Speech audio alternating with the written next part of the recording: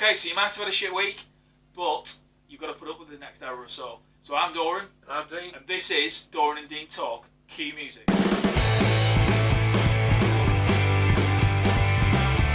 Hi, good evening, and welcome to episode 8 of Doran and Dean Talk. I'm Doran. And I'm Dean.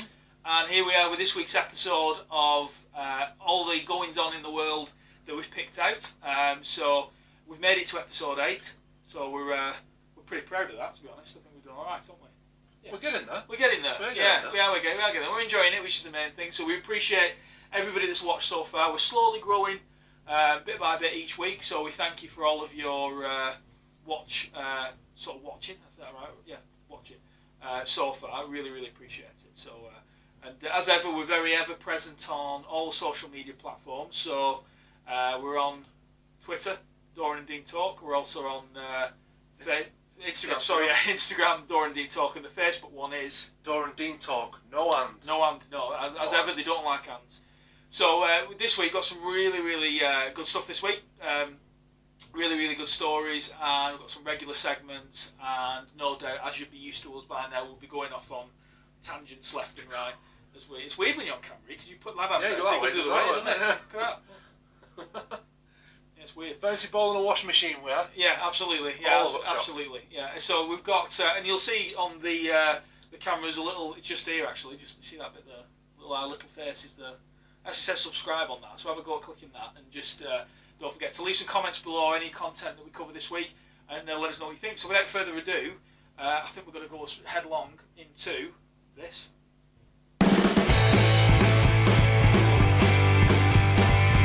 Right, everybody, it's time for our news of the week. It is none of your B word, none of your Trumps, none of that. No. It's the alternative news. We pick out the best little juicy nuggets from around the world that are a bit off base, off piste, if you will. Oh, we're going across country with this. And we're going right across country. Absolutely. Here. We're going all the way to China for this first story, mate. Not been to China yet? No, I know a couple of people have been there, and they said it's a bit weird because everybody's watching you. You know what I mean? Yeah. You know, well, like you see on the films, like where they're all hiding behind China, like ninjas. Yeah, well, like government officials apparently follow you around and make sure you know. Not doing anything cloak and dagger. Oh yeah. But the people I've known have been there have been really, really impressed by it. Yeah. It's quite an interesting place to go, I think, isn't it? Oh, definitely. Yeah. I'd love to do that. Especially if you're a cat, because there's a cat over in China. Get a load of this. He was in an animal hotel, a cattery, they have him. And his owner said, listen, he's not been neutered. For fuck's sake, don't let him out. Yeah, right? The Randy little cat. I were Randy. So they've let him out by accident. He's fucking done one. Oh. He's had his night of, his night of pussy. Oh. If I had a symbol in it. He's had a good old night, this cat guy. It will be. We all pent up. We've been in a cage. If you lock me in a cage for 2 weeks while my owner went away, I'd be full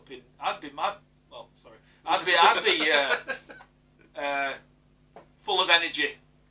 Put it that way. Well, he was wiped out. His name, the cat's name was Zhao Pi. Right? Zhao Pi, good name. And apparently he's had it away 5 times. Good lad. In this night.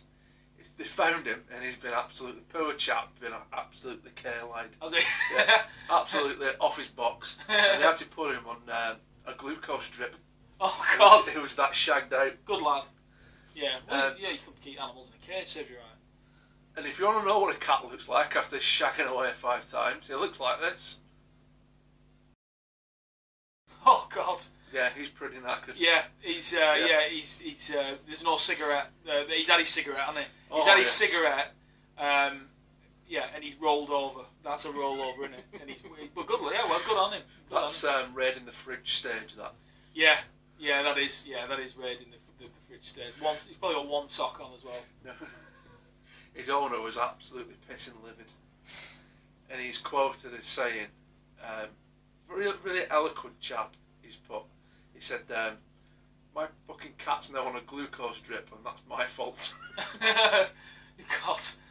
No, I know, it's terrible.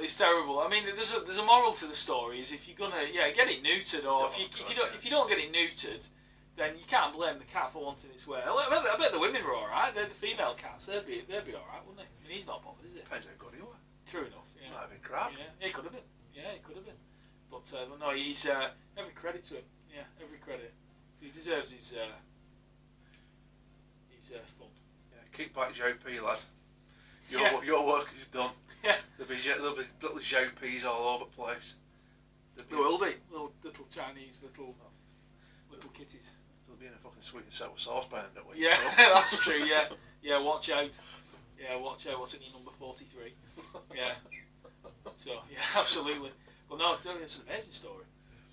Unbelievable. But no, I mean, there's a moral to the story. Is like you say, it's let the cats let nature take its course. Yeah. Well, get them neutered, because that's gone back. I can't remember what episode where we talked about the decline of birds, didn't we, in North America? Oh yeah. They'd lost like 2-3 billion birds. Yeah. And they said a large proportion of that was down to free roaming cats, and especially ones that haven't been neutered because they're more aggressive. Yeah, true enough. So. Yeah. Well, that is that in the truest sense of the word is a cat lover. Well, that's my pussy stories over. What have you got? Oh, well, in the theme of love, but in a completely different tangent. We got I had to read this twice, to be honest with you, just to sort of. I couldn't quite take it in. I suppose that's a good thing, because if I just sort of flippantly sort of accepted the story, it made me a bit weird as well, to be honest with you. But we've got the story of this 30-year-old woman from Berlin who has fallen in love. So I mean, it's a wonderful thing. The city, not the band. No, not the band. No. No, thankfully. Although she might have played that when The Art of Love was carried out with her partner. But no, this lady in question, who, as mentioned, from Berlin, has fallen head over heels in love, but not with a man, not even with a woman, but she's fallen in love with a Boeing 737-800. Yeah, I kid you not. She has actually officially come out as a lover of an aeroplane. So, and I'm not even talking a model, a full-size Boeing 737-800. She's expressed her undying love for her plane, which she calls, I can't remember the name of it now, but it's German for darling. And she's admitted that she's, it's a physical relationship. So she's got visitation rights where she can go to the hangar and hang out with her darling and commit some sort of act. I don't know what that act would be, to be honest with you. Yeah, I know. She would have to be very accommodating for 737. Yeah, she would. Yeah, and to be honest with you, she deserves a bit of credit for that, I would have to say. But yeah, the mind boggles what sort of. But I've heard of this thing before. It's quite I should say common. Thank God it's not common. But where people have physical relationships with inanimate objects, including planes, cars, and everything else, and they call them mechaphiles. And and I'm not kidding either. I mean, it sounds ridiculous, but it is very, very true. So with a mechaphile, there's well documented cases of mechaphiles who are in love with the cars, especially cars. Cars are the main thing as well, and have sexual relationships with cars. We both we're both petrol heads, but I don't think I'd go that far. No, I can't imagine sort of snuggling up to a car. Series 1 RS Turbo. Yeah, I don't know. Actually, yeah, and then with the way you said that, maybe. But no, and then there was a great story. There was a documentary made a few years ago all about mechaphilia, and a guy who went on camera talking about his one-night stand with Airwolf. Yeah, and he had sexual relations with Airwolf as well. And the documentary that was made, they were staying in this motel. The documentary filmmakers, and they were finishing up for the night. And they heard a noise in the car park at the motel, and they went out to investigate. And they found one of the mechaphiles who they were filming during the documentary in the middle of the night, shagging their work truck. And he was literally, and they filmed him, and he'd made a right mess all over the car park. Oh, yeah, he has. It's true, honestly, God, it's true. You look, but don't be careful when you look it up. But just look it up. It's on YouTube. It's a Mechaphile documentary, and it's a bizarre inclination. It really, really is. Yeah, you worry about those people. Yeah, really, really worry about it. But I suppose each to their own. Yeah, well, that's very strange, that though. Yeah, it is. Yeah, it is. Yeah. I was doing a little bit of when you mentioned that story before. I hope she, when she gets her visitation rights, I hope she can go there and not the other way around. Do you know how many gallons of fuel a 737 burns an hour? And this is UK gallons, not US gallons. So an hour? No, because US gallons are less than ours. All right, okay. Ours is what, 4.54 litres. Yeah. An hour, 750 gallons. Really? 750 gallons an hour. Well, it's like you drinking. Yeah. I'll give it a go. Yeah. I'll give it a go. Yeah, it is. That's a lot of consumption, that. Yeah. I know a favourite crisps though. Go on. Plain.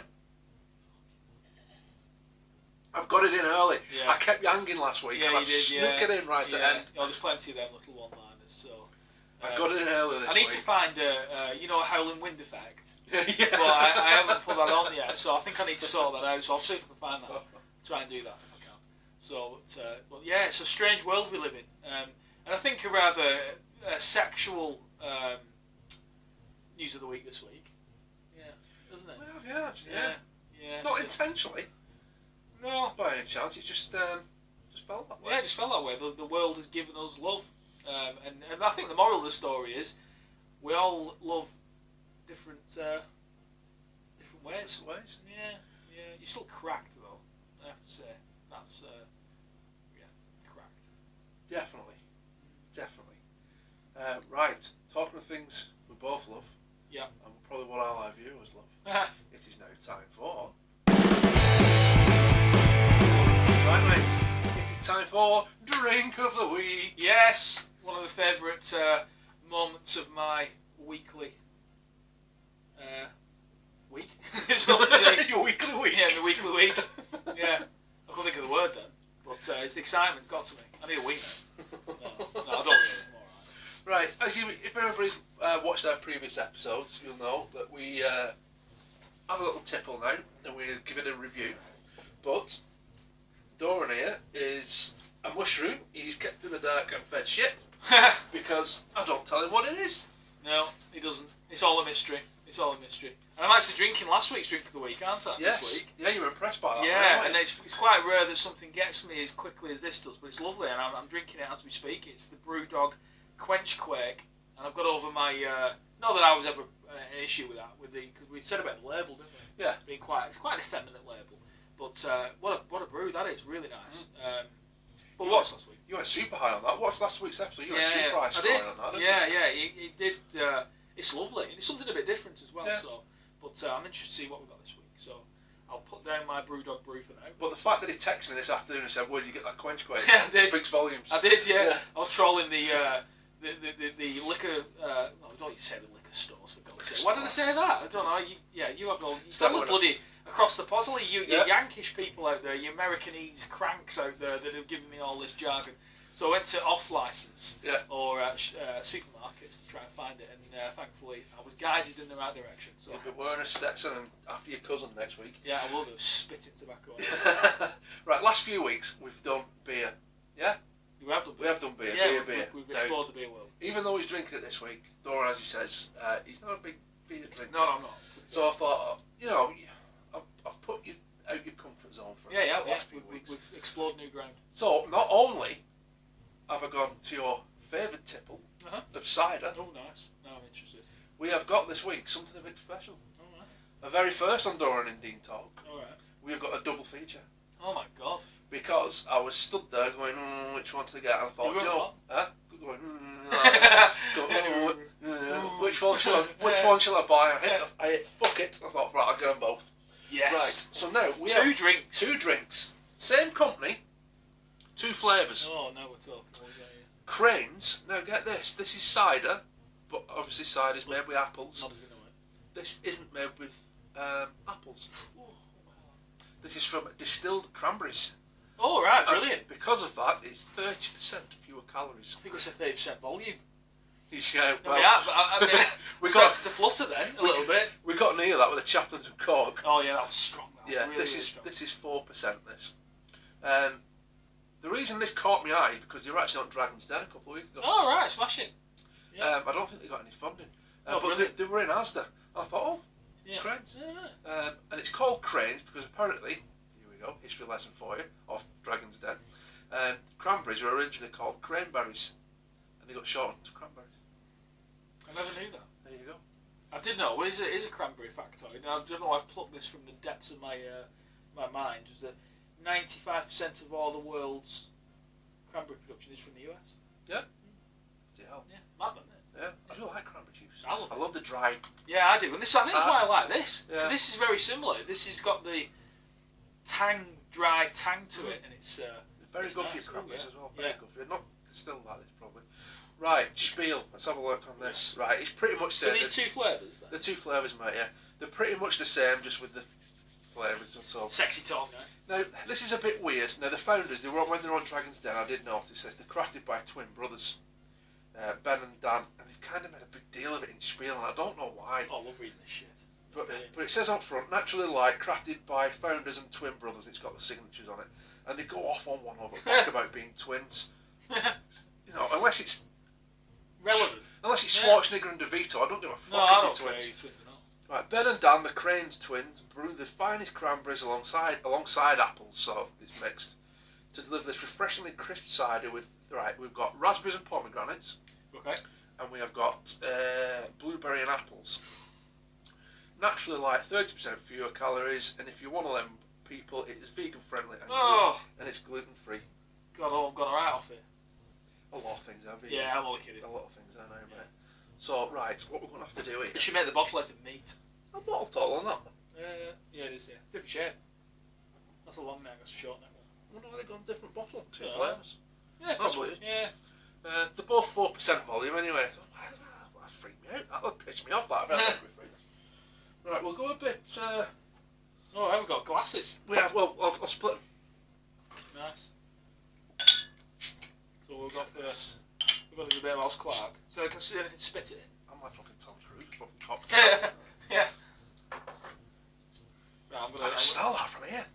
I can't. I bet not because it's probably not pungent, it's just I can't and my smell's not great. Right, so if I go you... We're on here. This one, mate, is raspberries and pomegranate. Nice. Big bottles, big 500ml bottles then. Asda, $2.20 a piece, 4 for £6. Oh, it smells like, it reminds me of something straight. It smells like Tizer. And this one is the blueberry and apples. The Americans know what Tizer is. They won't do it. No, mate, no. Tizer's like a fruity, I'm saying it again, soda. Fruity, fizzy pop. I've sold you short on that one, sorry. Well, that's alright. Right, okay, so you've got one of each there. So you've got your blueberries and apples in that one. Is that right? Yeah, and then I've got, in the glass, I've got raspberry and pomegranate. No. Yeah, blueberries and apples, raspberry and pomegranate, and I've got opposites. the way around. So we're going to do the same one first. Yeah, so we'll go raspberry and pomegranate. Okay, so this is raspberry and pomegranate, Crane's cider. So it smells like fruit. Smells like, yeah, it smells like Tizer. See? Right, cheers everybody. Cheers. Hope yours. Ooh. See, the danger with this, it tastes like pop. Tastes like cordial. You couldn't. Squash. If someone gave that to me and said there's alcohol, so it didn't tell me there was alcohol in it, I wouldn't say there was. If you know what I mean, I wouldn't say that's alcoholic. No. That's proper tasty. That. It's a little bit sweet for me. It's very sweet. Yeah, it's very sweet. The only drawback, I would, and not because sweet drinks are nice, it's just abundantly sweet. Yeah, it's very, very sweet. The aftertaste like really, really sweet in it. Yeah. Really sweet. Nice though. Nice. Got a little bit of that. So that one's the that raspberry pomegranate. Raspberry and pomegranate. That okay. Right, yeah. So. Okay. Not sure. No, I'll be honest. Not 100% with that. It's good, but it's a bit too sweet. Yeah, I couldn't drink shitloads of it. That would. Yeah, it'd knock me sideways. That thing. So this next one. Blueberry and apple. This is a blueberry and apple one. Okay, I'm going to be gutted after this. I know, yeah. Just getting started here. This footage is just the prequel, so we'll have a smell of this first. That's pungent blueberry. Yeah. Okay, so we'll have a neck of this, yeah. That's better. Yeah, it is better.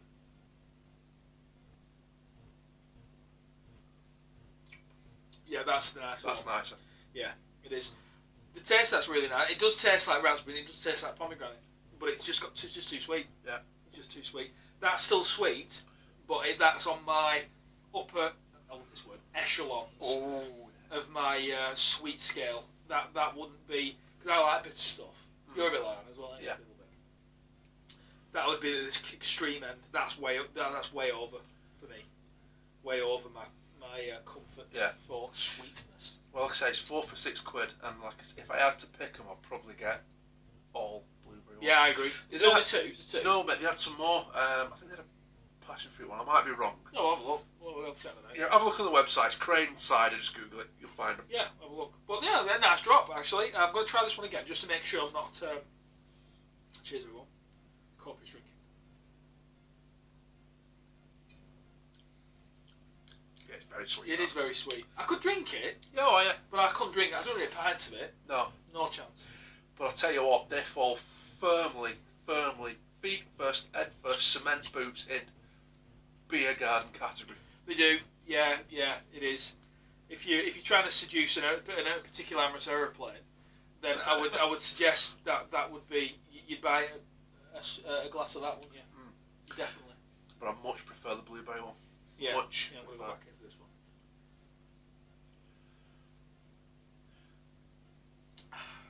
Yeah, that's that. Yeah, I'm into that. Right, double scoring. First we'll go for the super sweet. Raspberry and pomegranate. What are you going to do with that? Well, if I was speed dating it, and I was sat down in the bar and I was sat across the table from it, and I had to give it an instant decision, I'd say sickly sweet. Tries really hard. Nice personality, but probably the type of girl that'll take you back and put cigarette burns in your chest. To be honest with you, which, in all honesty, it's you know, there's a time and a place. You know, I'm not adverse to stuff like that. But yeah, I kind of think that would be it's a secret. There's a secret there with that one. That's the kind of drink that'll just go, yeah, I'm innocent, and then all of a sudden you get absolutely gatted off it. But so yeah, that's her out of the way. Now this one, well, you know exactly what you're getting with this one. Score it. Oh, sorry, yes, go. Not my type, but nice to drink. It's weird. It's nice to drink. I'm hesitating here. I know that's up here with me. It's an important decision. It is an important decision. I can't go either. For me, it's nice to drink, but I have to score it as a cider, and for me, it's a 5. Ooh. Yeah, I have to say it's a 5. Now this little lady here, if I sat opposite her in speed dating, I'd say she puts her cards on the table straight away, definitely. Doesn't pretend to be anything that it's not. She smells nice as well, which is always good. Always good. So yeah, smells good. Bit of a kick, bit of a vixen, and yeah, you'd be in for a good time with like 16 bottles of this. But again, it's nice, but I don't know. Would I go and buy 4 bottles and spend the night on it? No. Would the 30% less sugar sway you in any No, way? no. I'll be honest. Sounds brutal, that, and I suppose we've got this tangent coming on here, but it's like with drinking and stuff. If you're gonna do that, if you're gonna just have another night where you don't drink. Yeah. And then when you do drink, don't think about 30%. It's like when people go to Go on. People go to a restaurant or something and they'll go, I'm being good. Yeah. I'm being good. No, if you know you're going to the restaurant, be good all week, and then exactly. enjoy yourself. Just at the fucking restaurant. enjoy yourself, because you're only being good to impress the people you're with. Yeah. That's my experience. I've never. Well, you can tell, but if you're gonna enjoy yourself, just fucking enjoy yourself. Have what you want. Yeah. I'm starving now. But no, with this one, better, I have to say. But I'm still, my ceiling's a 7. I have to be honest. Do you know what? And I know what you're thinking. If you're a regular watcher, you think, oh, here we go, he's going to agree with Doran again. Alright, we've been best mates for like 20 years. You know. Fucking 20 years? At least. You're looking at you, 30 years. Oh, yeah. Oh, fucking hell. you just eradicated 10 years of our lives there. I'm going to agree with you. I am going to agree with you. They taste like kids' drinks. Yeah, they do. Yeah, they do. I know they're not because it's a very nicely designed bottle. It's very up market, isn't it? It looks like a nice bottle of wine with the. Yeah, it is. Yeah, it does. You know what I mean? Do you know what? Sorry, I don't interrupt. No, sorry, no. I was just going to say you've hit the nail on the head there, and I thought of this when you said that. This is the kind of cider people drink that doesn't drink cider. Yes. Yeah. Oh, cider. Yeah. Oh, I'll have a cider. Well, no, yeah, and that's fine. That's fine. Yeah. I get that. People who don't drink cider as it's proper stuff. Do you know what I mean? Yeah, I know one what of you them. mean. Yeah, it's one of them. Yeah. Now, if anybody watches this from Cranes, I know you won't, but if you do, right, one of the USP of this, right, is that it's 30% fewer calories. That's your selling thing. Correct. And I didn't get this from Dragon's Den. I watched it when I was Dragon's Den. You walk into the supermarket, right? You think, I'm after a fruity cider-based drink that's 30% less sugar than everyone else. You see front of that. Yeah. What does it say? Where does it say it? It Yeah. says it on the label. Half a square inch. Yeah, you're right there. On back. Cranes. Yeah, if you're gonna produce a drink that offers that, you need to tell people, don't you? Yeah, you need to tell people. So yeah, it's a very good point. That well made. Right, I'm not going to go off on one here. I'm not going to go Oz Clark this week. I refuse. Right. Go on, what's Clark? Right. We'll get it. Do you think he'll come on if we asked him? Probably these days, mate. Probably come on for a fucking cheese toast. Yeah, I think he would. If we offered him like free drinks, he probably would. Oh, he'd be on it like a fucking He'd be tramp on a bag of chips. He'd be knocking on the door. Anyway, sorry. No, fine. You know what? Right, it's too fruity. It's too sweet. It's not strong enough. It's only 4%. I'm going to go super sweet, raspberry and pomegranate. I'm going to go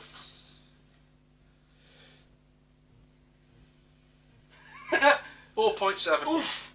And the slightly better blueberry one, I'm going to go, purely because I would absolutely blitz it at a barbecue, I'm going to go 6.2.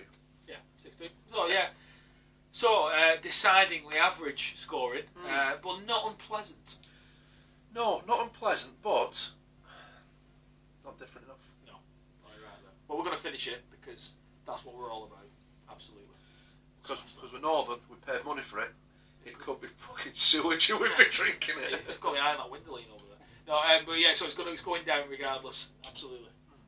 Yeah. So I think, are we done? That's it, mate. Drink Yeah. of the week. Drink of the week. So we have some highlights, we have some lowlights, and I think we can safe to say this is probably a Middle light. middle light. There we go, we've made up a new Yeah. category. Yeah. Little diffused light, nice mood lighting. That's probably that. But this is what we're all about. Trying new stuff, and we thank Crane for their offering.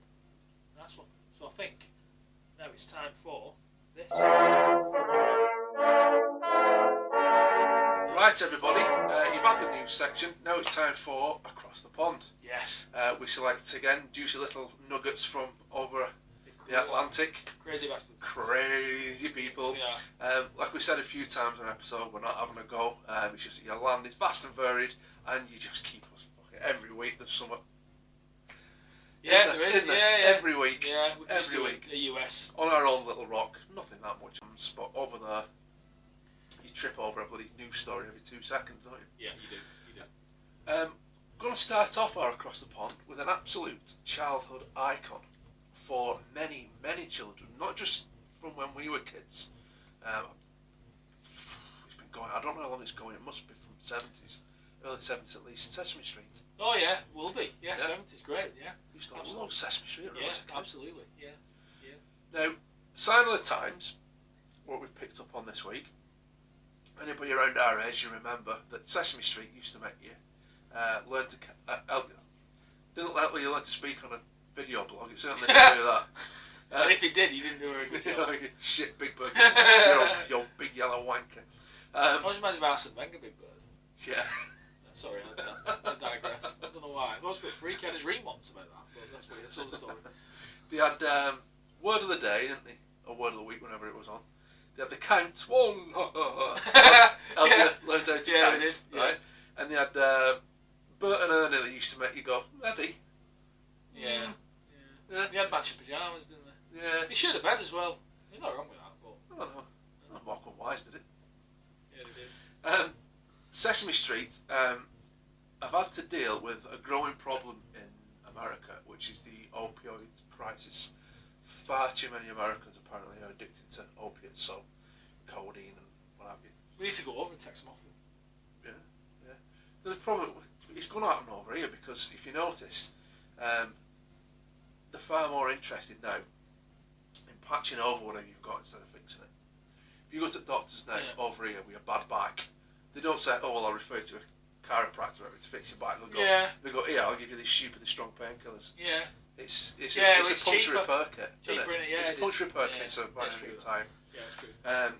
Sesame Street have introduced a character called Carly, who's a green Muppet. Not Kermit.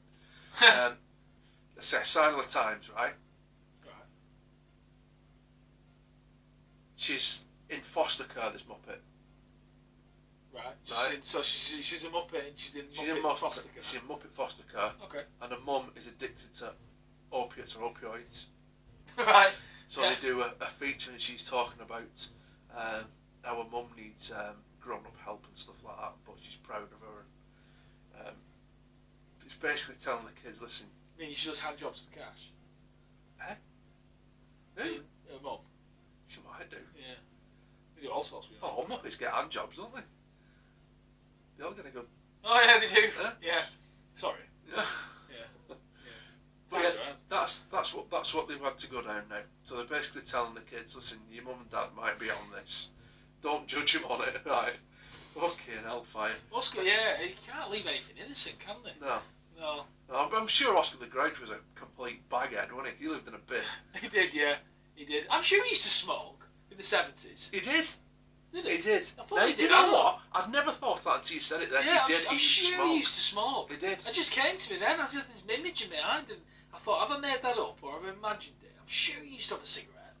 You know what? I'm going to Google that after. Yeah. Because I'm sure he did. Yeah, I do. Now you mention it.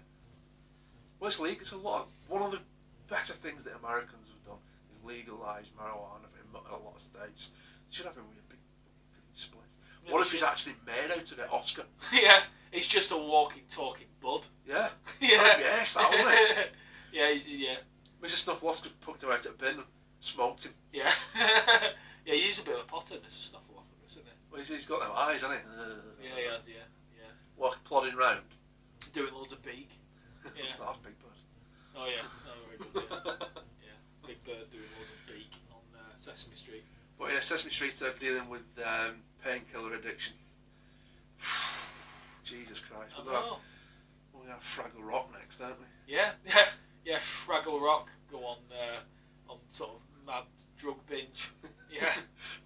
Doozes in just an underpants working in a crack lab. Yeah. Naked, just wearing aprons. Like the cocaine factory in RoboCop. Yeah. It's full of doozers. Yeah, just doozers with bare asses and aprons. Fraggle Rock is the actual name of a fucking... Yeah. The name of the glass that they make. Sucking Fraggle Cock for Fraggle Rock. Down at Fraggle Cock. Yeah. Uncle Travelling Matt is a drugs mule. Yeah. Smuggling Matt. Trafficker Matt. Maybe that's what it was all about.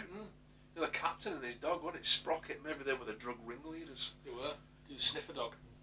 Drug dog. The Pablo Escobars of the Twisted. Fraggle Rock world. Yeah, twisted. But yeah, certain thing you leave it out, don't you? Yeah, don't blur the lines, people. Yeah. Don't blur the lines. No. I know kids have got to know about certain stuff. I get that, but let them be kids. I know, let them be kids. Let them keep something innocent. Let them be kids, for God's sake. Bizarre to say the least. They'll have a vegan Muppet soon. I'd rather eat the fucking Muppet, to be honest with you. I would. Yeah, I would definitely. Yeah, that'll be the next thing. Vegan Muppet. There was a story we picked up on. We didn't actually put it in the news today, but I read a story, and this woman had got smashed. Now I'm guessing this was across the pond because it didn't actually say where she was, but she used the term "I was white girl drunk," so it sounds American. Yeah. her mate, she's pissed off her face. Her mates are all sat around this table. She goes, "Oh, what are these you're eating? Are they vegan?" And they're going, "Yeah," and give them they were chicken nuggets. So she's fucking scarfed these chicken nuggets down, right? Her mates have took the piss out of her and put a video on Instagram, like mocking her. Mate, good mates these. She found out that they were chicken nuggets, so she did what any rational vegan would do. She phoned the police. Yeah, like you do. Yeah, because they're not stretched enough. No. Come around and nick you for. No. Yeah, special branch. Yeah, it's only in America. Only in America. Yeah, I could spend a lot of time talking about vegans, so I'm not going to. Yeah.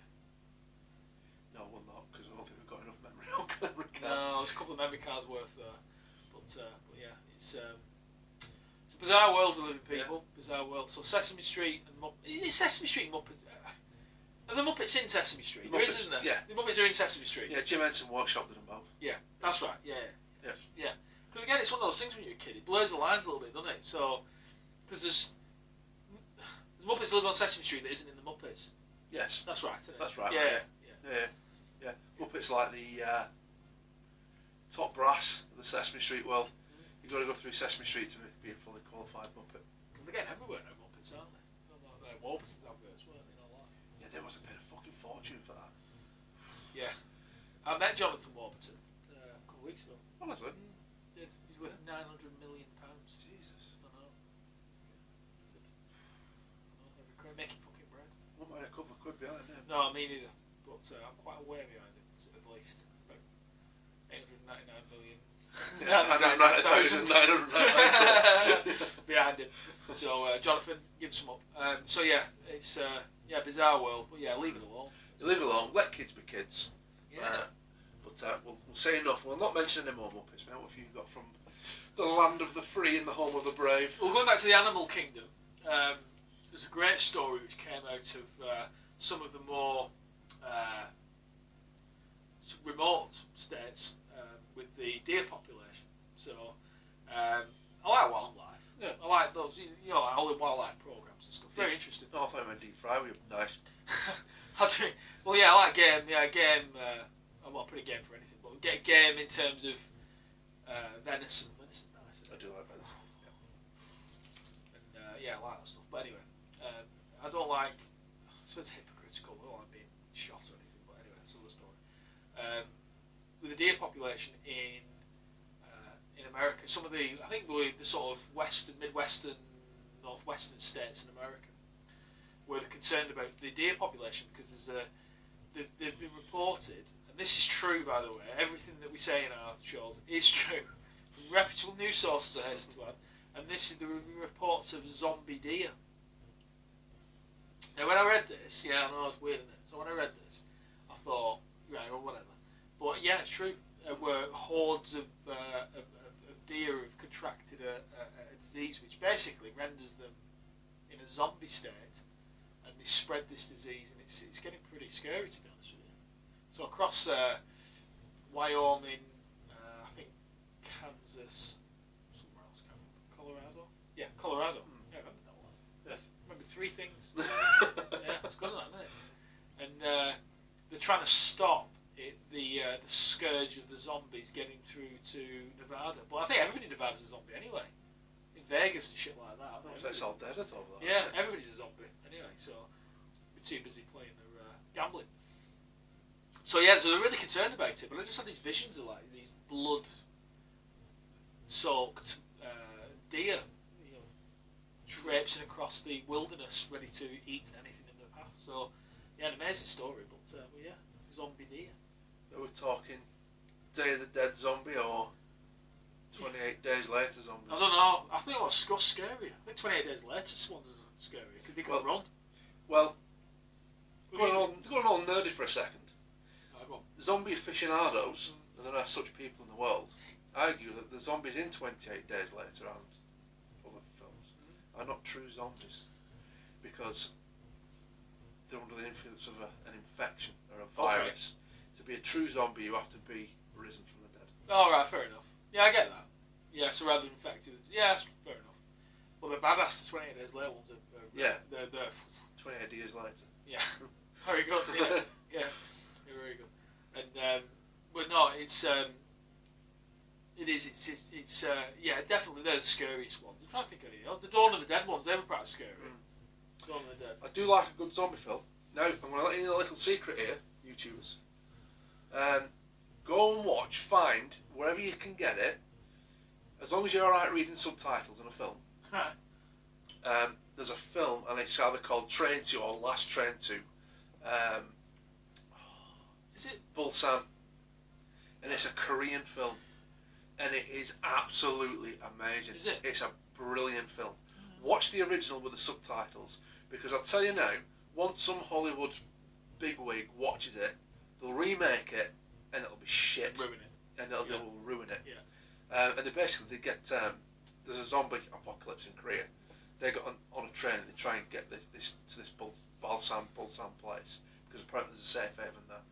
But we'll go spoil it for you. But zombies get on the train and they've got to fight for survival, train by carriage, and it's brilliant. It's absolutely superb film. I'll give that a watch. Yeah. Last time I watched it, it was on Amazon Video, so it might still be on there if you've got Prime. Yeah, give that a whirl. It is a cracking film. Yeah, I love a good zombie film.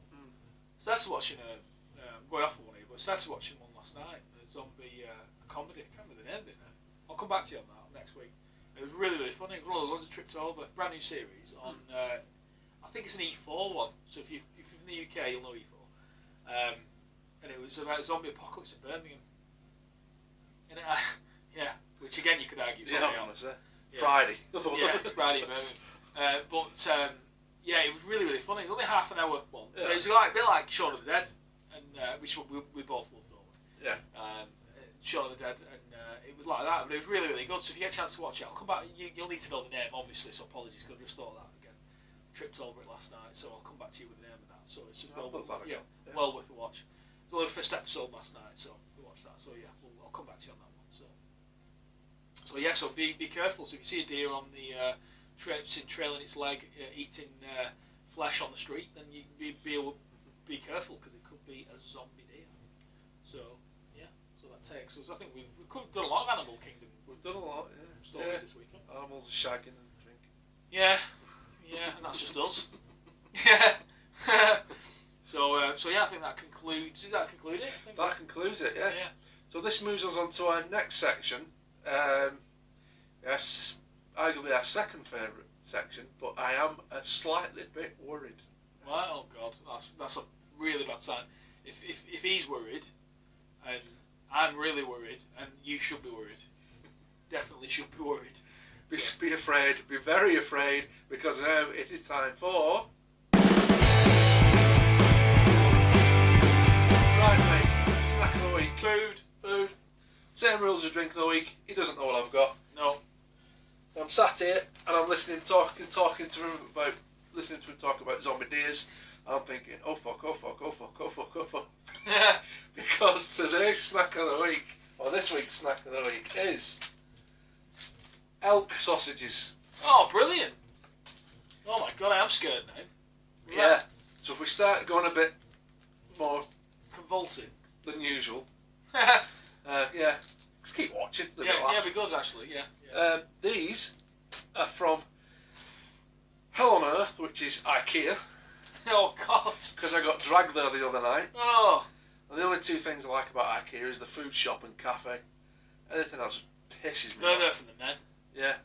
They're just there. They are there. It's like a male creche. It is, yeah. I'll leave you in the cafe and have a brew and something interesting. Yeah, it's to get men through the experience.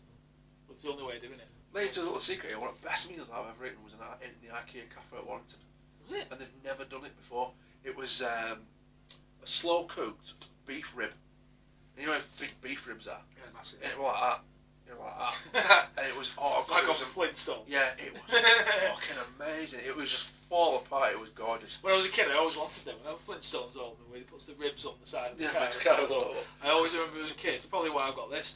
I always remember looking at it, thinking, "Oh, I wish I could get ribs that big." Right here, I'm not fucking. How the hell do you pronounce that? Festleet, yeah. Bring flavour to the party. Aye.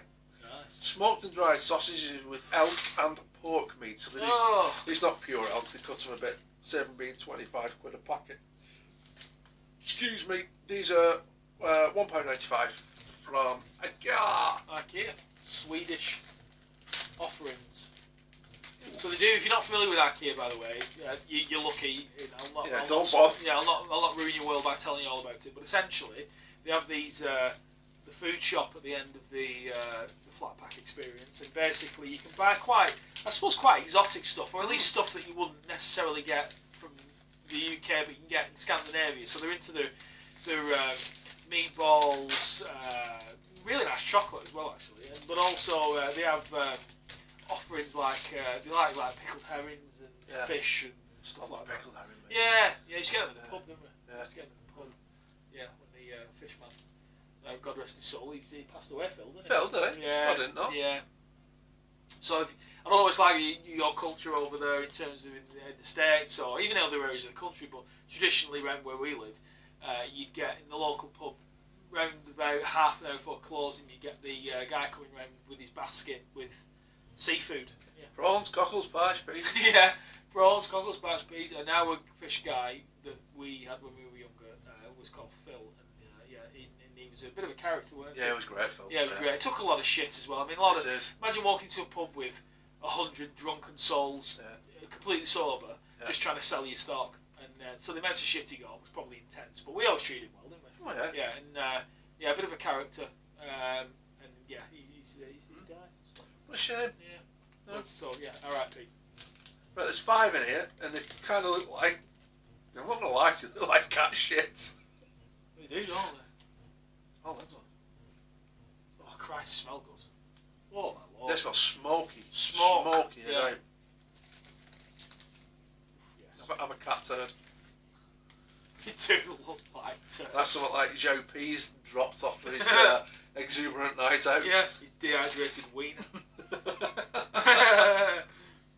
So, oh god, I can see it smell. I could smoke that. Yeah, that's smoky as fuck, isn't it? Just light it. Yeah. They're ready to eat, we don't have to do it with him. So. Yeah, so cheers everybody, we'll buy this.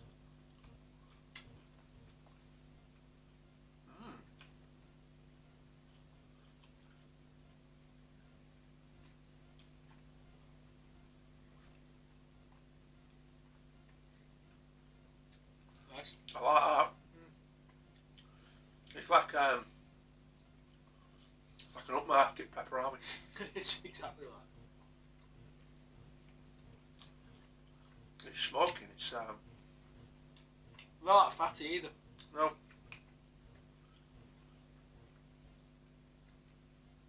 Yeah, nice. It's got almost like a meaty but creamy taste to it. So that was quite. It smells fantastic. Perfect beer food. Yeah. Substantial as well, aren't they? Yeah, they are. Very dense meat. Yeah.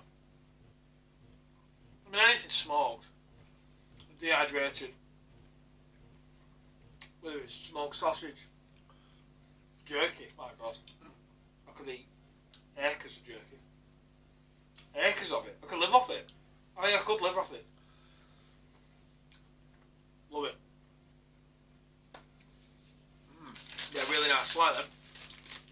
And but the only drawback is you have to go to IKEA Yeah. to get them. Unique Nordic flavours as well. So, but oh god, they smell fantastic. It ain't that cheap back here anymore. No, it's not. Remember when it first started out over in the main drover where you could go and get a 3-piece sofa for like £9, but you can't now. It's all it's dear. Yeah. Some of it, you know, the cheaper Knicks. moulded plastic stuff, they're cheap. Yeah. But Knicks are cheap. Yeah. Yeah. The actual furniture stuff ain't cheap. No, it's not. No, and that's a bit about like a zombie procession going around there. Oh. And they even talk about, well, it's not patronising, it works, but they actually, you know, when they project the arrows on the ground to tell you which way to go as well. And yeah, I mean, some of the stuff's nice, but they do give you that illusion, though. You know, you can turn your house into a Manhattan apartment for £12.40. Yeah, you can't anymore. No, You can't anymore. can't anymore. But they, you know, women love that shit though, don't they? They like the fantasy aspect of it. I mean, look at me. You know, people fantasise about me all the time, and that's fine. That's fine. But you're not going to exploit me. So that's it. But no, you can't. You can't get through IKEA without. You should be able to put blinkers on your missus. Oh yeah, mate. They'd be good, wouldn't they? Yeah. It's not so bad if you go. Say you need, I don't know. Say you need a chest of drawers. If I went to IKEA on my own, I know what you're going to say. I'd get out. I'd go into IKEA. I'd go to the chest of drawers. I'd get the number. I'd go to the flat pack bag. I'd pick it up. I'd pay for it, and I'd fuck off. I'd be out in 10-15 minutes. No. You can't female species. Oh, look at this. Yeah, oh yeah. Do you want it? No. Oh, look at this. Yeah. Do you want it? It's built for women. Well, for fuck's sake. Yeah. It takes you 25 minutes to get through bloody kitchenware thing because you've got to pick every fork up. I mean, I've talked about it before with people where, you know, and you can see every male counterpart in there. It's just agony. Pushing trolley like a chain around their ankles. And just every now and again you'll just meet eye to eye with another fellow sufferer, and you'll just look at each other and think, help. Help me. But there's nothing you can say or do to make it go away. You've just got to follow the arrows until it ends, and it seemingly never ending procession. I think that's why they put the food shop at the end. Give you something to look forward to. Yeah, I said it's for blokes. It's for men. Yeah, for men to get through. Yeah. I spent more time buying shit in food store than I did actually interested walking around looking at the furniture. Yeah, it's true that. It's true. I mean, some of it's nice, but like you say, it's not for me. The hot dogs are good. You have the hot dogs. Yeah. The little ones are 50p. The big ones are £1. You get one of them in View or Cineworld. It's like you have to mortgage your house. Oh, don't get me started on cinemas, for fuck's sake. Yeah, cinema food. It's when's that going to end? I'm surprised they've not cottoned on now, because the one near us, the View at Bolt, they just let you take in whatever you want. I've took my tea in there before because I took kids to something and I picked them up straight from work. I can't remember what I watched, but Mrs. didn't want to come. So right, get in car, and we drove straight there.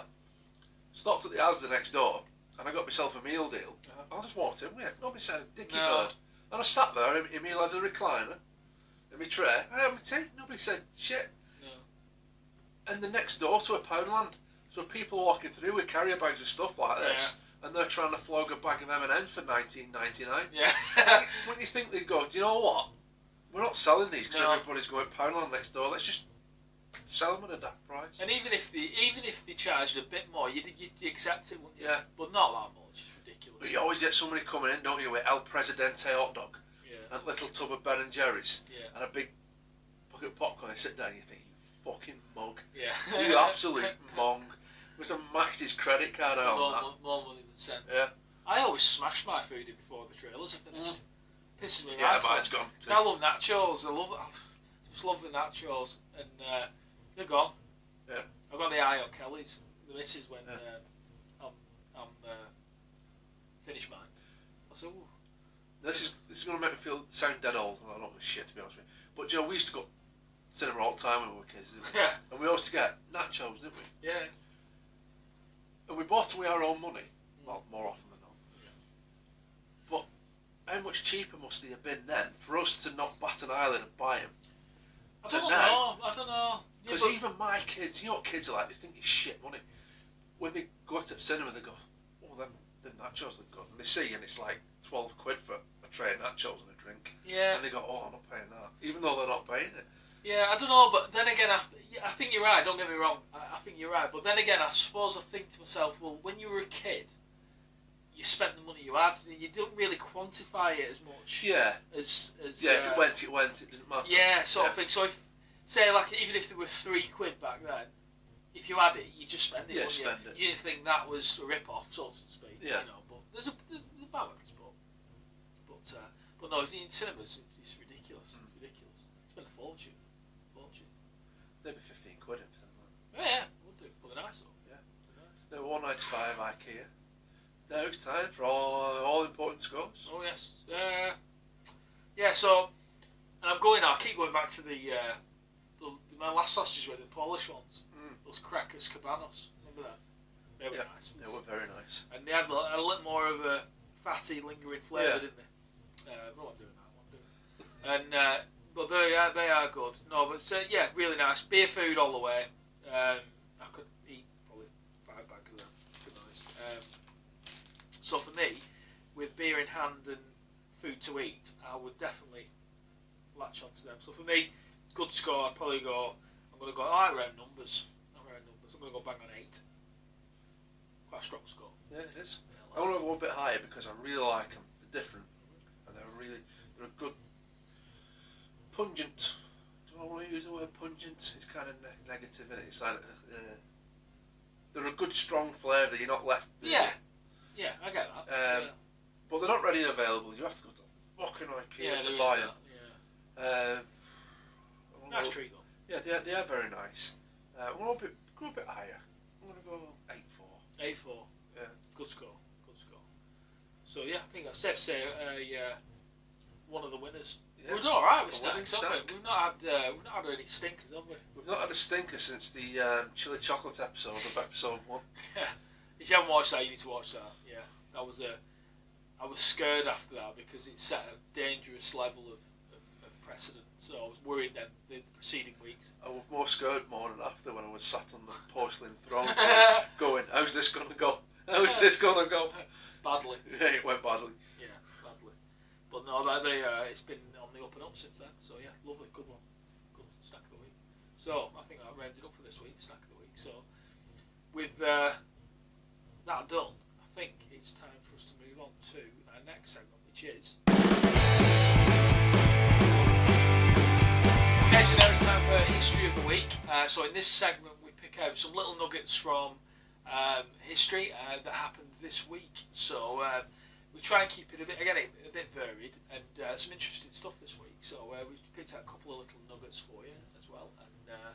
And the first one, obviously devastating invention, but very, I think, worthy of being marked in history was in 1939. In this week in 1939, that is. Einstein, that genius, well, not suppose, he was, wasn't he? He was, yeah. He still looked like a troll end of a pencil. Yeah, he did, yeah. Yeah, he had them at school, remember that? Yeah, following on from our sort of Scandinavian thing, that, isn't it? Little trolls. They have them over there, don't they? A little Einstein troll. But no, he sort of, in 1939 this week, he sort of told American president at the time, Teddy Roosevelt, wasn't it? Yeah, Roosevelt, that the atomic bomb was possible in terms of its build, in terms of building one. So, which would, obviously changed the whole landscape of the world forever, didn't it? Yeah. Really? Yeah, the air bomb. So yeah, unbelievable. You think about that actually. You think about that's like 80 years ago. My God, Jesus.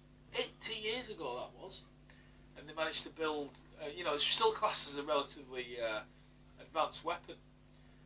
So yeah, it's a bit of a funny one. It helps in some ways, I suppose, with ending the Second World War and everything else, but equally, not a good chapter in human history really. With that invention, something that you can. That would make a really good TV program. That you know, I've seen that Man in the High Castle. Yeah, I love that. Yeah, really good. If Einstein had have found it, yeah, the possibility and gone, you know what? I don't like that. No. I'm going to keep stum. Gone to FDR and said, you know what, mate? It's not possible. What would have happened then? Yeah, who knows? Yeah, it's weird, isn't it? Fascinated by stuff like that in terms of what if, little. I mean, we all do it, but little decisions you make, whether it's stuff as significant as that, or even small stuff that can change the course of history. It's fascinating. Yeah, and it makes you wonder: is it all just chaos, or does it have a set? Is it already set of what will happen? Who knows? It blows my mind that the face, like you said, the face of the world and the outcome from a world war was shaped on a conversation of Einstein going, yeah, I can do that. Yeah. Yeah, I mean, it's well done, even though it's not been recorded exactly what he said, but it's well known that when the first tests were carried out, I'm sure it was Einstein that said this, I think it was, said, or it might have been Oppenheimer. It could have been one of the two that said when the first atomic blast. I think it was Oppenheimer. I think, and he said that it's something to the tune of "What have I done?" type of thing, because it was such a devastating display of power. I think he realised then that there's bad shit, bad shit. So it never sat well with me that. You know, the fact that it was Operation Paperclip after the Second World War, where the Russians, basically there was a race between the Russians and the Americans to basically commandeer as many Nazi scientists as possible. And the Americans call it Operation Paperclip. So they basically commandeered hundreds of Nazi scientists, and I think they got the better end of the bargain, because they got Oppenheimer, and they got oh God, what's his name? The guy. He'll come to me in a minute. And the guy that developed the V2 rocket, which then later became the Apollo program. Right. But the thing that never sits well, and it's also forgotten in history. This I'm going off on one a little bit. But it never sits well with me. The fact these guys were well and true. These were hardened Nazis. These guys, and just because they had technological know-how and I suppose something to offer the Americans, they were sort of like pardoned, if you will. But there was a story of Werner von Braun. Thank you. She's come to me. Von Braun was the head of the Apollo rocketry development, and he used to run a factory in Nazi Germany, and every week the slowest, most inefficient workers were hanged outside the factory. Sounds like my place. Yeah, actually, yeah. It's Sports Direct, isn't it? But you have a conversation like this we're having, and you think, you get a little ping in your brain. Yeah. Do you design the Nazi SS uniform? I do know that, but share with the public. Hugo Boss. Yeah. One of the biggest designers names in the world. Yeah, the SS uniforms, wasn't it? Yeah. Yeah, that's right. All the black uniforms with the sort of big pants, wasn't it? With the starched trousers. And Braun as well. Shavers and shit. They made something for him. I can't remember what it was. I'm sure it was weapons. Yeah, I couldn't believe it. But Werner von Braun was in some mad shit as well. And not to get too alien on your ass, but basically he's on record. And Oppenheimer was the same. He said some weird shit about aliens. He said that we were helped certain things. Now that doesn't mean that necessarily aliens helped build the Apollo mission, don't get me wrong. But I think what he meant was that if you believe in this type of thing, I think he meant that they were helped in as far as when they recovered things that maybe fell to Earth, that helped them a lot. So it depends on what you believe in as well, and you know, we could spend a lot of time on that type of thing. But yeah, interesting stuff. Interesting. But yeah, it's always left a sour note, really, that, in terms of they've seen just because they had the brains to assist the Americans that they were just forgiven for their. And he's well and truly, he was 100% Nazi. Do you know what? I'll put my hands up. I didn't know that. Yeah. I didn't know that. Yeah. Werner von Braun, horrible bastard. Yeah. Died a hero, really. Died of cancer, that guy. But he was a horrible bastard. But history writes him down as a genius and a pioneer because of the Apollo moon landings. So there you go. Bit of a factoid. I didn't know that. honestly, didn't know that. Yeah. There you go. We're educational. Absolutely. Well, I don't think we could tag ourselves as YouTube's educational program, though, could we? Well, we could. No, nobody would watch it with any brains anyway. No, you wouldn't do. I want these episodes to end up in a school. No, that'd be good, wouldn't it? Yeah, we used to all huddle around the TV to watch your school programmes. Yeah, it would be good learning. This type of thing. Used to love in primary school with kids and used to wheel the Italian. Oh yeah, your heart would sing. Yeah. I don't have to do any work. Results, no writing. Yeah, I get to watch Will o' the Wisp for an hour and a half or something like that. And you didn't give a fuck what it was either. No. You know, you'd watch an educational film about something, but you didn't really care. You just knew you didn't have to do any work. there were a programme, and they actually put it on in school. They were on whatever children's BBC was when we were kids. I don't know if you remember it, and it was about a demonic tree. Do you remember it? No. I'm sure it was called Green Noah or something like that. No, I don't know that one. And it used to freak me the fuck out. Freaking me out. And it still does. And apparently, and when they had it, bear in mind this was a kids programme, and this has stuck with me for years. When this demon tree was going to attack, a peacock crowed. Have you ever heard a peacock crow? Yeah. And it was like off in the distance, Yeah. like echoing, and they knew that this tree were going to get up and start walking towards them. God. And that was a kids programme. Yeah, and that stuck with them and fucking Moomins. Yeah. Have stuck with me forever. I like traumatised. Oh, evil bastards. Yeah. No, I like the movements. But yeah, you're right. There's some of the programs back then that were a little bit freaky. Yeah, they were a bit freaky. I had a nightmare when I was a kid about a Moomin. Yeah. I can't look at them now. I dreamt a Moomin came out at gas meter in our old house when I was a kid, and it had the bottom half of a space opera, the head of a Moomin, and like vampire fangs. Oh my God. And it were bouncing up the stairs to come and get me. And I must have had that dream when I was like 8 and 9, and I still remember it now. It's mad then, isn't it? You remember stuff like that. Yeah, and I still remember it now. Yeah, I remember being in one of a plant pot outside trying to dig for a jigsaw piece that I had to get, and there was a mummy coming around the corner, like slow, you know, like they do on the films, like this, like a zombie, and it was getting closer and closer, and I was digging through this plant pot, and I had to get the jigsaw piece. Weird, work that out. Yeah, really weird. And while you're working it out, figure out how we got from atomic bombs to Moomins. Yeah. I don't know what's more devastating, to be honest with you. I know, you're right. Yeah, I'm more scared of a Moomin than I am an air bomb. Absolutely. Get crazy.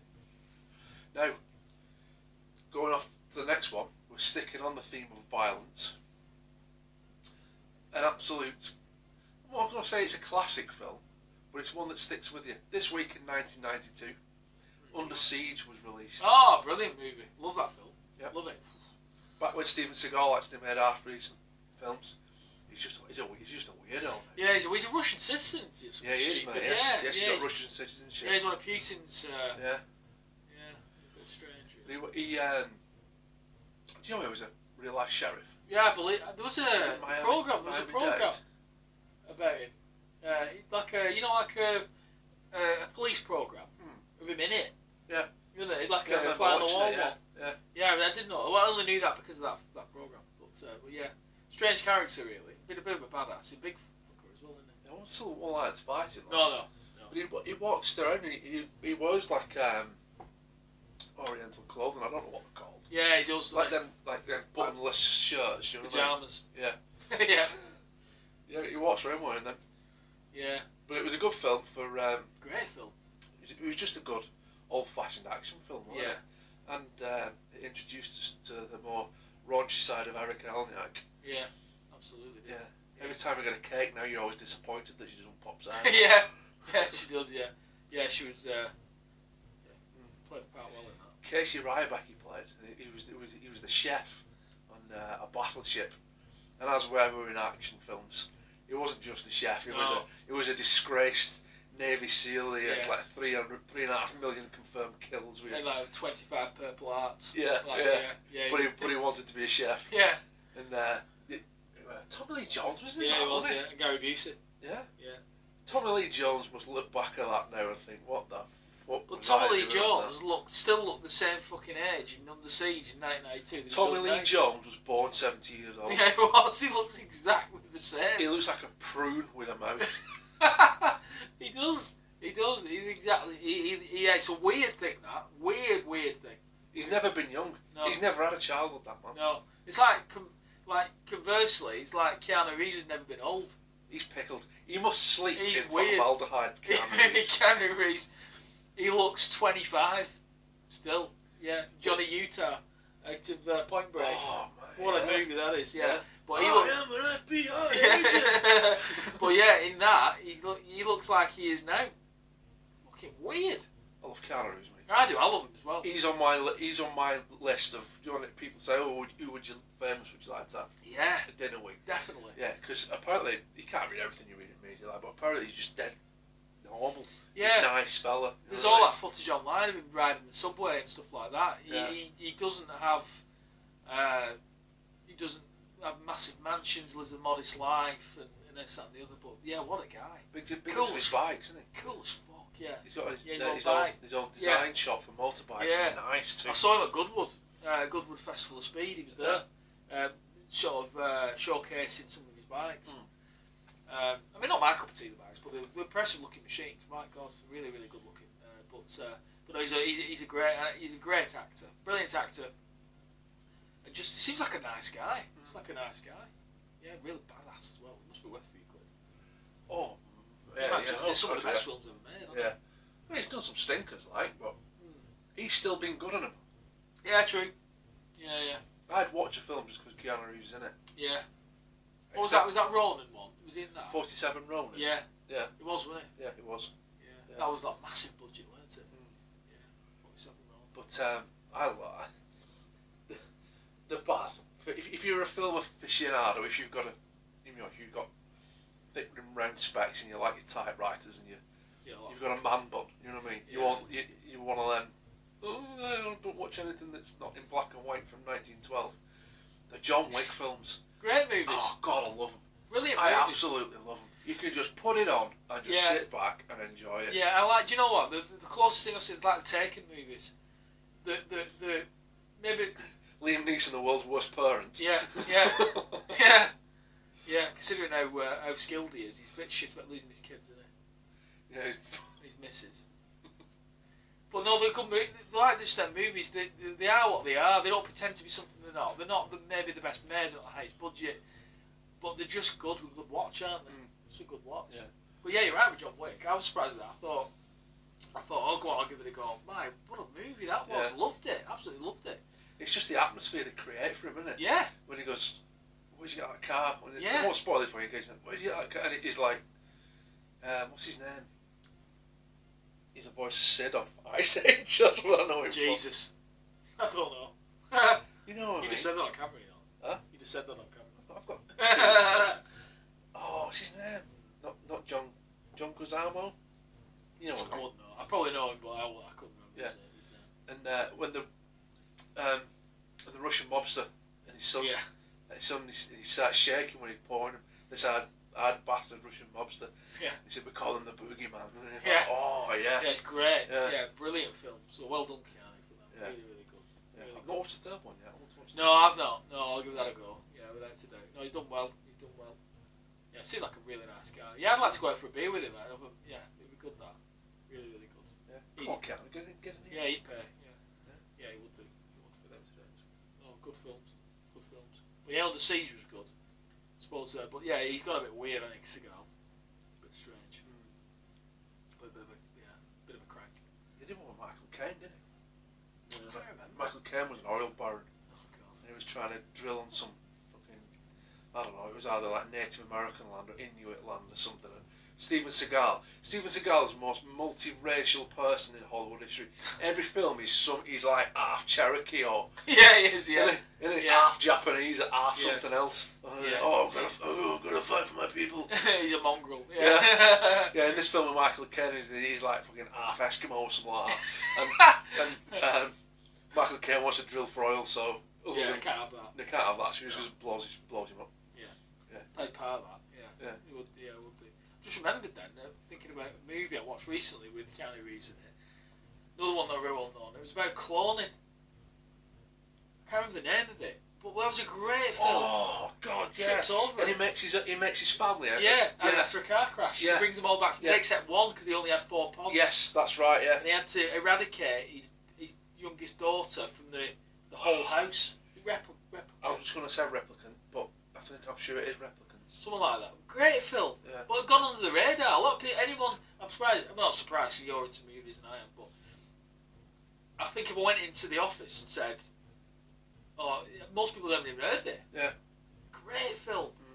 Really enjoyed it. Really enjoyed that film. So yeah, get that watched. Whatever it's called. Replicant, something like that. Yeah, I'm sure it's replicants. Yeah. Yeah, good film that, wasn't it? Yeah. Before we use up 2 memory card, I'll just go back to the one with Michael Caine in it. Tell you who was in that as well, one of her last films before she went a bit. Carla Brock. weird science. Yeah, I know. Yeah, good film. Man. Very good film. Yeah. Couldn't tell you what it's about. No, Get a the little girl dog in the shower. Yeah. Yeah. Yeah, good film, man. Yeah, good film. Right, before this turns into a 3-hour epic, I think we better conclude our Oh history yeah, I of think the we're ready. week. Yeah, absolutely. So history of the week in the movie. So I think we're done now. Yeah. Good stuff. So I think having concluded that, I think it's time for this. Okay, so now it's time for Star of the Week. So with Star of the Week, we, as the name suggests, we pick out somebody just stands out in the news. Really, either done something sort of admirable and just basically good-hearted, isn't it? Yeah. You know, so yeah, something that's nice. So that we want to award our seal of approval as Star of the Week. So this week we've picked out great story, and again, a lot of this stuff you think it can't be true. Can't be true, but we've done our research. You can do all this yourself to find out that it is true. So we picked out this story of student, and I can't remember his name. What's his name? Barney Rule. Not Barney Rubble. Barney Rubble. No, Barney Rule. Yeah. So Barney Rule is a 20-year-old student, and out on the piss, good lad, with his mates, university friends in Chester. Went to Chester, and. Got particularly pissed and then thought, I need to clear my head, as you do. We've all done that, haven't we? And ended up staggering to the burger van or kebab shop or whatever it is, and then thumbing a taxi home and then recovering it up. But old Barney did something a bit different. He decided to go for a walk. So you think, alright, fair enough, go for a walk. But the thing is with Barney, he kept walking. And he ended up, in the morning, he realised he'd walked 13 miles. And actually thought to himself, I quite like this walking like. So he's continued on, and bringing us up to today, he's walked since he's been on the piss 500 miles. Forrest Gumped it. He's Forrest Gumped it, yeah. So before you all start singing the Proclaimer song, it is true. It is. He walked 500 miles, and he's going to walk 500 more. So there's another one. Yeah. And he's going to walk 500 more because he's decided to continue his journey and walk all the way to Valencia in Spain. Yeah. Weird. I mean, strange story. I mean, great story in some ways, but bizarre a bit. I'm knackered getting on a plane, man. Yeah, walking from here where we filmed to where I live is a ball ache. But yeah, I've contemplated ordering a taxi a couple of times. But yeah. So he's doing it. So, and I thought, all right, it's a bit. I must admit, when I saw this story, I thought, publicity stunt. Yeah. You know, but is he stopping in hotels and this? That? No, he's not. He slept rough on his journey, on his walks, and he's all right. He's bought a tent and this, that, and the other. But the upshot of it is, he's done this 500-mile journey, and he's bought a tent. He spent about $1,000, I think, which is still a $1,000. Nothing, isn't it? Nothing. Really? And he's walking to Spain. So work that out. I don't know. I mean, I talk about clearing your head. That's some clearing your head, isn't it? The last time I walked out of a pub to clear my head, I ended up knocking myself out. Did you? Going back a few years now. Obviously, me and Dora have known each other forever, and there's another group of friends we've known each other forever. Yeah. But they all lived in like the neighbouring village to the town I lived in. So I was like the black sheep, so I went to them. And there was a pub we used to frequent, and this wasn't when it was like last orders at 3 o'clock in the morning. You had to be out of there by 11 o'clock, unless they locked doors. You know. So at 10 to 11, you ordered 15 pints, didn't you? Yeah, you did. Yeah. Last orders. Last orders. Have 15 pints of Guinness, please. Anyway, I got absolutely shit-faced and I was arsehole. And I came out of the pub to walk home. Went down the big road. Yeah. The hill, yeah. Walking down there, I realised how drunk I was. And I thought, I'm going to throw up. And to take my mind off it, I watched my feet as I was walking. Oh, dear. And I thought, I'm alright. If I watch my feet when I'm walking, Oh, mate. I'm not going to throw up. So I just kept my head down. Autopiloted it back to me mum and dad's house because I was that young. Walked straight past mum and dad's house and into the wall at the end of the road.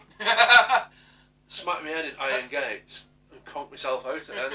So how you manage 500 miles, I've no idea. Because that was about 3. Yeah. No, unbelievable, isn't it? But yeah, we've all done that after we're getting pissed. Sort of. But yeah, amazing how he found his way. I mean, imagine walking with a hangover, Jesus.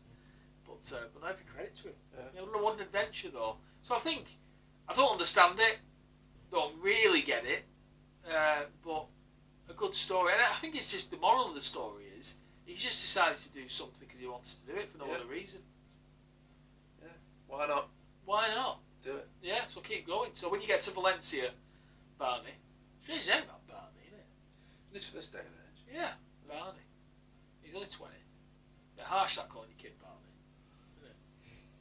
isn't it? I have to keep thinking of Barney Stinson off How I Met Your Mother. Yeah. That's a love that show. A good show that. But yeah, every credit to you, I suppose. And if you have the time and the means to do it, and I hope you enjoy the rest of your walk. So yeah, so that's my offering for Star of the Week. So I suppose we salute you in many ways for doing what the hell you want, even though we don't necessarily. I think better things to do.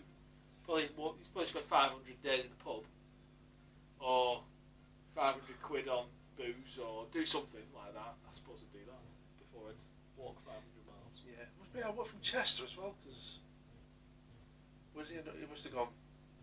Obviously, he's gone south. I don't know. Because everyone's 8 roads and stuff nowadays. Yeah, you'd have to. You'd have to walk 8 roads. You couldn't walk on the motorway, actually, could you? Couldn't do that. Give us a shout, Barney, when you're at Valencia. Yeah, do that, Barney. Let us know Yeah. where you are. Yeah. It's weird that saying Barney. I don't like it. No. It's the rule. Ja Rule. Ja Rule. What's happened to him? You know, Ja Rule. I think he did not do some time. Probably. Do tax evasion or something like that. Yeah, that makes sense. Yeah. Another celebrity gone wayward. Yeah. What do they come with fucking names? Ja Rule. I know. Yeah, there's some weirdos in there. Really weird. So yeah, so that's our Star of the Week for this week. So I think, as always, we go from one end of the spectrum to the other. So I think it's time for the opposite end, which is. Right, everybody, that's our star out of the way. Like Dora said, we go to the other end now. We go to the dark side. Evil side. We give our twat of the week award, where our star of the week is somebody that deserves a pat on the back. This is somebody that generally deserves a punch in the mouth, loosely speaking. Could be an organisation, could be a person, could be anything. Anybody that's been a bit of a bell end this week and needs calling out on it. Absolutely. And this week I have picked for twat of the week. Now, before you all jump up and go, hey, they're doing something good, I'll tell you why in a minute. Extinction Rebellion. Oh, God. Yeah. Brilliant point, fair enough, good cause, yes. Going about it the right way, no. Absolutely not. No. Absolutely not. Now, I mentioned it a few episodes ago, Yeah, didn't I? Yeah. And I said, they're all for the environment and stuff, which is good. Something it does need tackling, it needs doing, and he's doing now. Yeah. But if you're gumming up central London, I made the point, I work in logistics, so all the vehicles that go to London can't get where they're going. Yeah. They've got to go back to the depots and try again when the process are off. So you're doubling the carbon footprint of them vehicles straight away. Yep. Not to mention that all these climate change protests have been snapped in central London with the flags and that, queuing up in Mackie D's. Mackie D's as a corporation has one of the biggest carbon footprints in the world. Not just because of the logistics that they do, but because of the farms that they endorse and the way they farm and stuff like that. They're one of the biggest polluters, and but they're all queuing up for the Big Macs. But what they've been doing this week is I'm going to use this word. I love this word. Repugnant. Oh yeah. Isn't that good than that? Yeah. They've been gluing themselves to fucking roads and chaining themselves to each other like dickheads. What they've been doing is been putting their arms in metal tubes. Right. So coppers can't get them out. Right, so they're cuffing themselves together with that tube. Yeah, and they've been gluing themselves in metal tubes. So coppers, fair play to them, they've got a job to do. You know what I mean? They can't turn around and say, well, they've got a point, I'm going to leave them there. They've got to shift them. So coppers been used like grinds, to cut them out. Cut them out. Yeah. These unwashed bellends have been putting razor blades and nails inside the tubes. So when coppers are trying to put their hands in there to get them out, Oh. Yeah. that is just... Fucking bang out of order. You know, you've got a cause, you're doing something about it, you're militant about it, alright, fair enough. Police are just trying to do a job. Don't let them go home hurt because of what I'd you're hurt them. doing. Yeah. I would. I'd fucking run them over. I'd just leave them there. I'd leave them. I would, I'll be honest. Because I tell you why, and I agree with you to some respects with regards to the cause. Sort of get it, but there's, like you referred to the McDonald's thing, there's a huge amount of hypocrisy. Oh, and, God, yeah. And you try and be holier than thou, and you can't be. You can't be because, from what I've seen, the majority of the people that are on the London streets, who can afford to be on the London streets for 2 weeks to protest? I'll tell you, overprivileged middle class children and old hippies. Yeah. I think that's it. I do. I think that's it. Because for me, and I know they say it is a noble cause in some respects. We've all got to be aware of stuff, but you can't do shit like that. You just can't do it. And you saw them. I saw them on the news. Like they'd drawn this mural on the thing. They were all dancing around, you know, with the bells and walking around and all like they were in a trance, like they were all on LSD or something. Yeah. Fucking hell! It's 2019. For fuck's sake. Yeah, it's just not. And the other argument is, and it's a whole other argument, so I don't really want to get into it because we could do for it.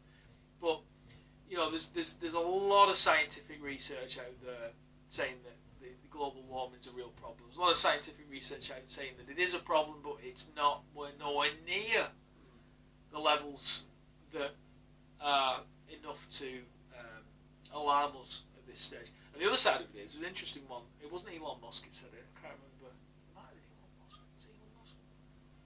Can't remember. It was somebody like that as well. I'll find out for definite. And they said that with the technology curve that we're on, technology will far out accelerate global warming. Yeah. So by the time global warming actually does become a problem, technology will have got to such a degree that we'll have the technology to sort it out. So it just won't happen. That does sound like Elon Musk. It does, doesn't it? It does sound like Elon. Yeah, Elon. And he if there's one guy, you listen to that. He's a bit of he's a fucking weirdo because he makes his own fucking flamethrower, doesn't he? You hear about that? The Boring Company. Yeah. Yeah. Yeah. But the guy's a genius, and even he said that it's an issue. So if he says it's an issue, it's an issue. But he's not particularly worried about it. He said, won't be a problem. So you think to yourself, well, is it just...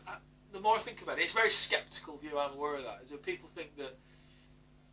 Is it just to make the people that are doing it make themselves feel better or make themselves feel belonging to a certain group? It's like self-belonging, isn't it? I want to go out... God, they're going to think, oh, they're fucking picking on me again. We're going back to vegans. Yeah. They love to tell people Yeah. that they're part of that. Yeah, they do. It's an identity, isn't that it? social column. Yeah. Yeah. Yeah. Yeah, it is. It's true. I'm a vegan. No fucking asked you. I was walking past you. And Yeah. it's that this Extinction Rebellion. It's a good name, by the way. But yeah, you are right. They're like, I'm part of the Extinction Rebellion. Oh. You know, yeah. It's just a... Members Club. Yeah. It's just a social boost for them because, if, like you said, they're either middle class kids without better to do, Yeah. overprivileged, Yeah.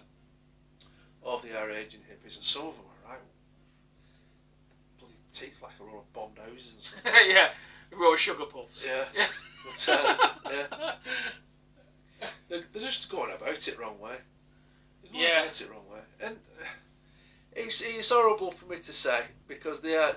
You've got to give them some kind of credit for doing what they believe in, but it's not going to make a blind fucking bit of difference, is it? At the end of the day, sadly. No. And the government have already committed to being carbon neutral by 2050, but lo and behold, it's not good enough. Yeah. They're now saying they want it doing by 2025, so we've got 6... And we've said it before in the shows, haven't we, that you've got to target, like, Russia and China and places like that are doing far worse things than we've ever done. Yeah. But like I said, I mean, it's never going to affect us. We'll be long gone. But as far as long term's concerned, I trust what Elon says. I think it's Elon anyway. I'm sure it was Elon. Just say, it's going to technology will outweigh it. Yeah, you're right. Until we tackle the big boys, it's pointless. Yeah. It's like a group of vandals painting your house, and there's 4 of them, and every night they spray paint one of your walls, and you're fucking dead set on catching the one that sprays your letterbox. Yeah. Stop Very it. philosophical, that. You know what I mean? Yeah, it's fucking pointless. Oh, my letterbox has got no paint in it, but my entire house is painted fucking neon pink. Yeah, it's true that. Yeah. Well, they're scared of China. Oh yeah, shit scared. They're scared of Russia as well. Yeah. And because America's no control over that. You try doing an extinction rebellion on the streets of Moscow They just fucking run you over. or Beijing. They just get a tank and See run what you happens. They just. Yeah, and we also see what's going on in Hong Kong. But if you did that, if you did that on the streets of Beijing, they'd shoot you. Well, they tried it, didn't they? Tiananmen Square. Yeah. In what, 80s? 87. Yeah, 87 it was. What was that like? Yeah.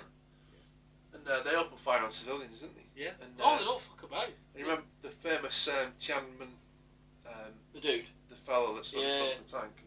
I don't know how much truth there is in this, but apparently secret police hawked him off, executed him, and then billed his wife for the bullet that they used to kill him. Jeez.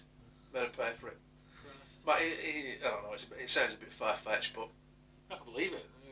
But I don't agree with regimes like that. Don't get me wrong, but you live in a country where your ability to protest. But the problem is it's taken too far. Then and I'm not suggesting they turn into a regime like Beijing or in China for Beijing, or if you did it on Moscow. But it's got to strike a balance. it's an illusion. Anyway, freedom of speech is an illusion. In my eyes. Yeah. I don't know who said it, but somebody once said if democracy actually worked, they would have banned it a long time ago. It's just true that. It's like you say, the illusion side of it is absolutely right. It really doesn't matter what you give people as long as you think that they're getting it. It's true that. That's exactly right. It's exactly right. It's exactly what it is. It's just controlled, isn't it? And now the panic that they've created with all bombers and immigrants coming from far-flung lands, you're willingly giving them your freedom back to feel safer. Yeah, it's true. Yeah, very true. That's deep. That. It is. Yeah, it's pretty deep. I think the booze is wearing off. Yeah, get some more poured. I don't really know. So, what are we on? I don't even fucking remember what section we're on. I think we went from hippies to executing Chinese people. I went executing hippies and then letting Chinese people live. That's probably a better methodology. I don't mean any harm, really. I really don't. But let people go to work and just get off the streets, you cranks. That's all I've got to say on that. Sorry. So, yeah, got to eat tofu burger somewhere else. So I like tofu though, actually. Weirdly, Chinese. I've never tried it. Oh yeah, I've had a hot and sour soup with Chinese. Okay, saying to my missus a few weeks back, I wouldn't mind trying it. You buy the box and shop. Yeah. Sell it in Asda and stuff. Well, does it not taste of anything unless you put some away? No, you got to. Yeah, it's just protein. Yeah, exactly. Yeah, exactly. But if you have it with in stir fry, it's lovely. Or in hot and sour soup. Yeah. You'll be gluing yourself to fucking A49 next year. Yeah. I know it will be. Yeah. I can control my vegan urges. Or my I can do. Dora and the Daisy Lover. You'll be the Daisy's in next week. Never know. I'll be dancing around. Might do an episode on LSD. See how that goes down. What do you mean, on the topic or us on LSD? We'll have to find out. Yeah, that'll be good. Yeah, it would be good. So I think that takes us to the end. That takes us, yeah. Of, Done. what are we on? Twice the week. That's the yeah. one. Yeah. So I think now it's time for this. Okay, so that brings us to the end of this week's episode. So we've been on a long journey, and safe to say I think we've swung from one extreme to the other on many topics. This we've sort of many tangents have gone all over the place. We don't stay on target very often, do we? No, we take it where it takes us. Yeah, we go where it takes us. That's what I'm trying to say. So I hope you've enjoyed this week's episode, and as always at this point we decide I think we're going to do another one. We'll keep going, and don't forget, as we said at the top of the show, we've got a little subscribe icon, which is just down here. Our little faces are just peering at you down here on this little tile. So don't forget to give it a press. Click the bell for notifications. Keep you up to speed with all the content we drop throughout the week. So we'll do full episodes, playlists, and cut everything up into little bite-sized pieces for you, because we love you that way. So don't forget, we're covering all the social media platforms. We've got Dorian and Dean Talk for Instagram, Dorian and Talk for what's the other one? Twitter. Thank you, Twitter. I always forget. I can never say it's Twitter. It's always Twitter as well. It's not the other one. I can never say Twitter, Facebook, and Instagram in one sentence. It's weird that.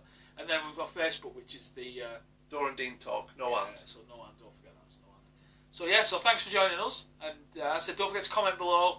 Give us any feedback. We appreciate it. Keep watching, and we'll hopefully grow a little bit more as well, and get more of your input involved in future episodes. Yeah, it only takes you a click. It's a split-second view. It means the world to us. Oh. So please just give it a like, give it a share. Whatever. Any love with that. Very heartwarming way to sentiment to end with. So thanks once again, and I think we'll see you again next week.